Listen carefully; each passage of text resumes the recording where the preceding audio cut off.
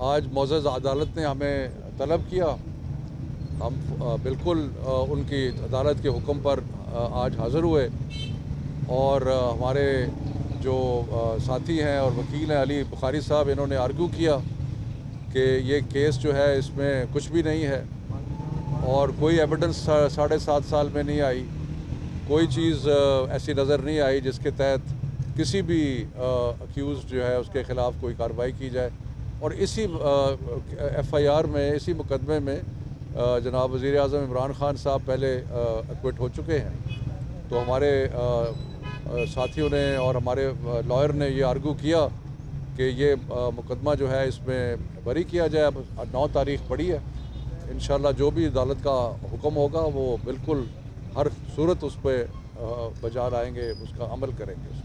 अच्छा शफी साहब, ये बता दीजिएगा मौजूदा दौर में आप सहाफ़ियों पर तशद्दुद किया जा रहा है, मार धाड़ हो रही है, इस हवाले से क्या कहेंगे? हुकूमत की क्या कोई पॉलिसी होगी इस हवाले से? देखिए, मुझे तो इस चीज़ का तफसीलात का इल्म नहीं है। मुझे तो ये पता है कि एक साहब जो थे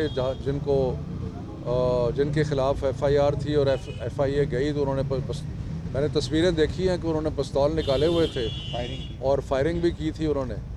तो मेरा ख़्याल है कि किसी भी शहरी को, किसी भी शख्स को, चाहे वो कैसा भी हो, ये हक़ तो नहीं है कि वो कानून को अपने हाथ में ले और जो पुलिस पार्टी है उस पर हमला आवर हो जाए।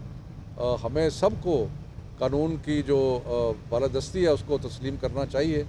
और आज जो आप देख रहे हैं कि हम सारे यहाँ खड़े हैं, ये बिल्कुल वही है कि कानून की हुक्मरानी सबसे बालातर है। तो सर, आपने कहा कि कानून को हाथ में नहीं लेना चाहिए, वो एक बात ठीक है, लेकिन जो कल वाक़या हुआ उसमें जो मोहसिन बेग की जानिब से यही एक कहा जाता रहा कि जब वो बंदे अंदर आए उनकी जानिब से कोई सर्च वारंट या आइडेंटिफिकेशन थी वो नहीं दिखाई गई, लेकिन जिसकी वजह से जैसे मैंने कहा कि तफसीलात का मुझे इल्म नहीं है, लेकिन मैंने तस्वीर देखी है जिसमें वो जो अक्यूज़ हैं उन्होंने हाथ में पिस्तौल पकड़ा हुआ है और पुलिस वाले को मार पीट रहे हैं।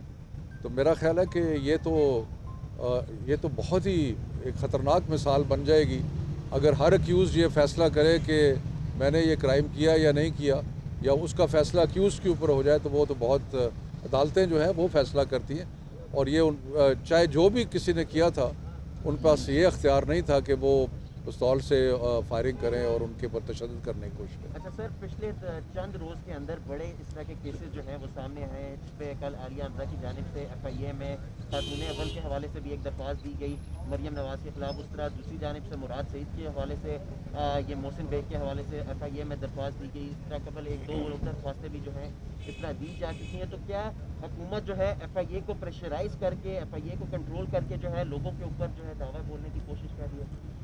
देखिए, हर पाकिस्तानी, चाहे वो हुकूमत में हो, चाहे अपोजिशन में हो, चाहे आम शहरी हो, उन सब के हकूक़ बराबर के हैं। अगर कोई समझता है कि उसकी इज़्ज़त पे हमला किया गया है और नाजायज़ किया गया है और जो हमारा कानून है उसके